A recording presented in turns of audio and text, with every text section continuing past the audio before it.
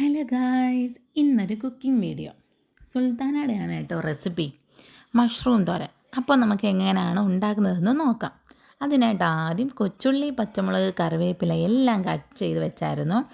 അതിലേക്ക് കുറച്ച് തേങ്ങയും മഞ്ഞൾപ്പൊടിയും കൂടെ ഇട്ട് കൈ കൊണ്ട് നല്ല രീതിക്ക് മിക്സ് ചെയ്തെടുക്കാം.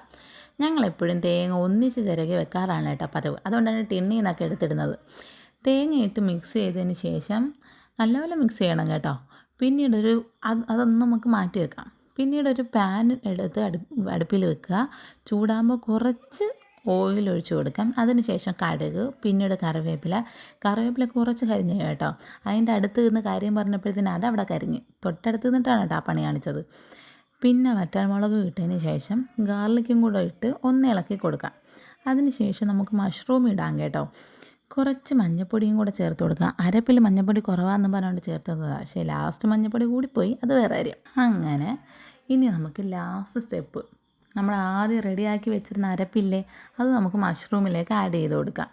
എന്നിട്ട് നല്ലപോലെ മിക്സ് ചെയ്ത് കൊടുക്കാം കേട്ടോ. അതിന് ശേഷം അടച്ച് വെച്ച് വേവിക്കാം.